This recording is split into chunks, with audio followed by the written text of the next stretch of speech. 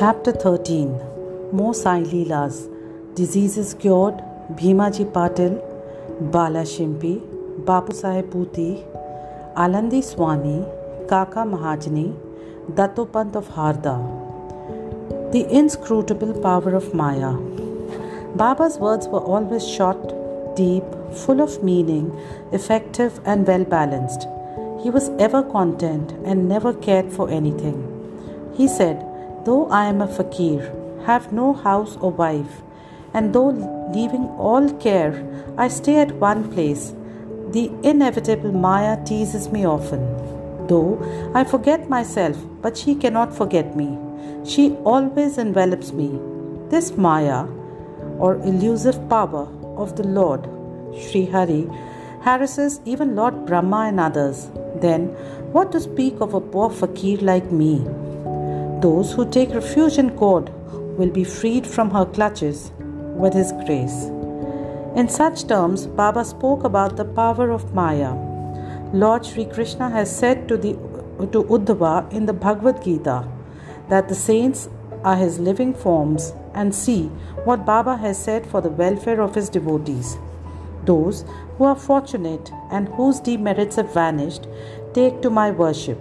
If you always say Sai Sai, I shall take you over the 7 seas. Believe in these words, and you will be certainly benefited. I do not need any paraphernalia of worship, either 8-fold or 16-fold. I rest there where there is full devotion. Now, read what Sai did for the welfare of those who surrendered themselves to him. Bhimaji Patil. 1. Bhimaji Patil of Narayangaon, Taluka Junnar, District Pune, suffered in the year 1909 from a severe and chronic chest disease, which ultimately developed into tuberculosis. He tried all sorts of pathies, but to no effect. Losing all hopes, he ultimately prayed to God, "O Lord Narayan, help me now." It is well-known fact that when our circumstances are well, we do not remember God, but when calamities and adversities overtake us, we are reminded of Him. So Bhimaji now turned to God. It occurred to him that he should consult Mr. Nana Sahib Chandorkar, a great devotee of Baba, in this respect. So he wrote to him a letter giving all details of his malady and asking for his opinion. In reply, Mr. Nana Sahib wrote to him that there was only one remedy left, and that was to take recourse to Baba's feet. Relying on Mr. Nana Sahib's advice, he made preparations for going to Shirdi. He was brought to Shirdi and taken to the masjid and placed before Baba. Mr. Nana Sahib and Shama were present there. Baba pointed out that the disease was due to the previous evil karma and was not disposed to interfere. But the patient cried out in despair that he was helpless and sought refuge in him, as he was his last hope, and prayed for mercy. Baba's heart melted and he said, "Stay, cast off your anxiety. Your sufferings have come to an end." However oppressed and troubled one may be, as soon as he steps in the masjid, he is on the pathway to happiness. The fakir here is very kind, and he will cure the disease and protect all with love and kindness. The patient used to vomit blood every 5 minutes, but there was no vomiting in the presence of Baba. From the time Baba uttered the words of mercy, the malady took a favorable turn. Baba asked him to stay in Bhima Bai's house, which was not a convenient and fit place, but Baba's order had to be obeyed. While he was staying there, Baba cured him by 2 dreams. In the first dream, he saw himself as a boy, suffering the severe pain of a flogging which he received for not reciting his poetry lesson before his class master. In the second dream, someone caused him intense pain by rolling a stone up and down over his chest. With the pain thus suffered in dream, his cure was complete and he went home. He then often came to Shirdi, gratefully remembering what Baba did for him, and prostrated before him. Baba also did not expect anything from devotees but remembrance, unswerving faith and devotion. People in Maharashtra always celebrate Satyanarayan Puja in their homes every fortnight or month. But it was this Bhimaji Patil who started a new Sai Satcharitra Puja instead of Satyanarayan Vrata Puja in his house when he returned to his village. Bala Ganpat Chimpi. Another devotee of Baba by name Bala Ganpat Chimpi suffered much from a malignant type of malaria. He tried all sorts of medicines and decoctions, but in vain. The fever did not abate a jot, and so he ran to Shirdi and fell at Baba's feet. Baba gave him a strange recipe in this case as follows. Give a black dog some morsels of rice mixed with curd in front of the Lakshmi temple. Bala did not know how to execute this recipe, but no sooner he went home than he found rice and curd. After mixing them together, he brought the mixture near the Lakshmi temple where he found a black dog waving his tail. He placed the curd and rice before the dog. The dog ate it, and strange to say, Bala got rid of his malaria. Bapu Sahib Bhuti. Srimad Bapu Sahib Bhuti once suffered from dysentery and vomiting. His cupboard was full of patent drugs and medicines, but none of them had any effect. Bapu Sahib got very weak on account of purgings and vomitings and therefore was not able to go to the masjid for Baba's darshan.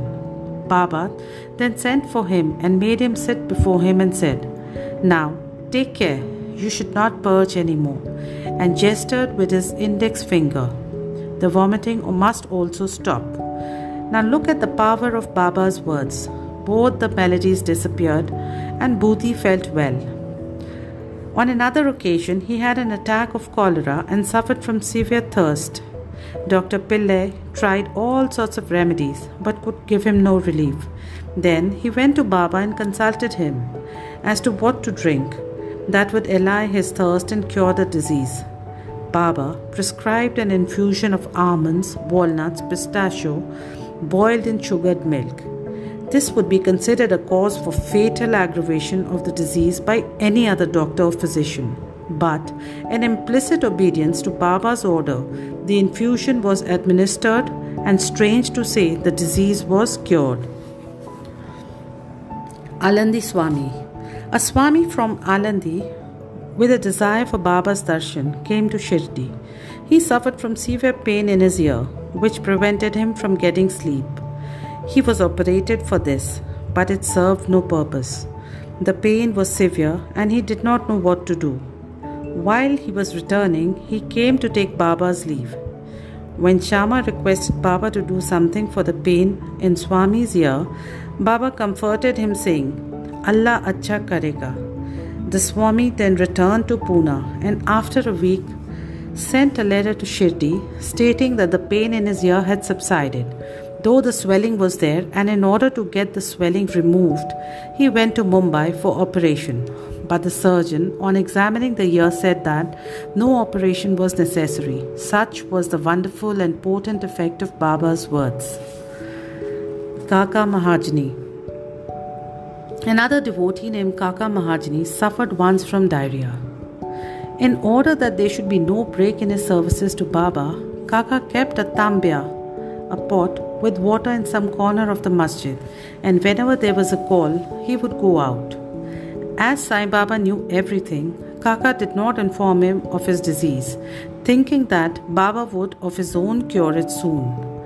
The work of constructing the pavement in front of the masjid was permitted by Baba, but when the actual work began, Baba got wild and shouted out loudly.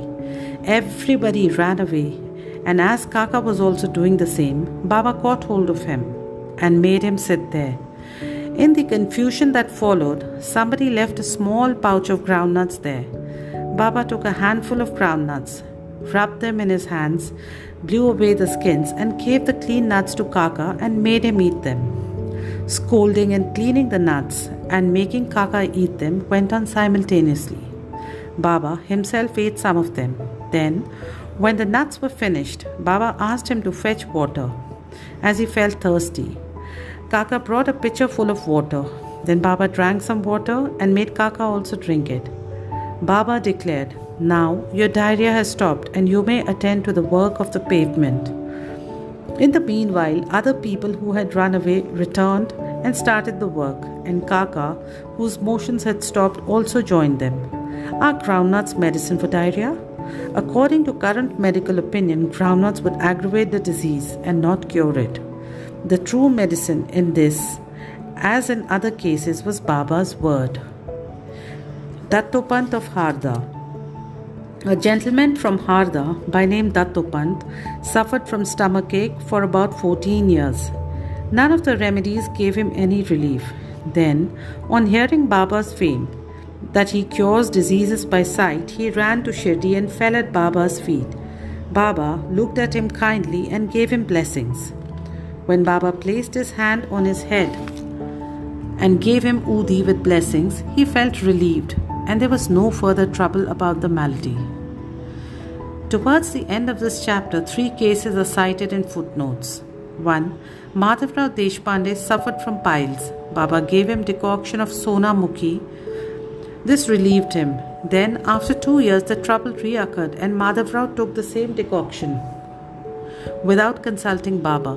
The result was that the disease aggravated, but later on it was cured by Baba's grace. Second, Kaka Mahajani's elder brother, Gangadhar Pant, suffered for many years from stomach pain. Hearing Baba's fame, he came to Shirdi and requested Baba to cure him. Baba touched his belly and said, "God will cure." From that time, there was no stomach pain and he was completely cured.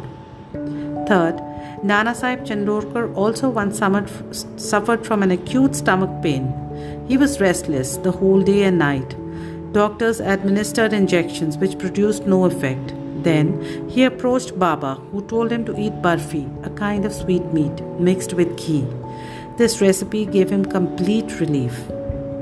All these stories show that the real medicine that cured the various diseases permanently was Baba's word and grace, and not any medicines or drugs. Bow to Shri Sai, peace be to all.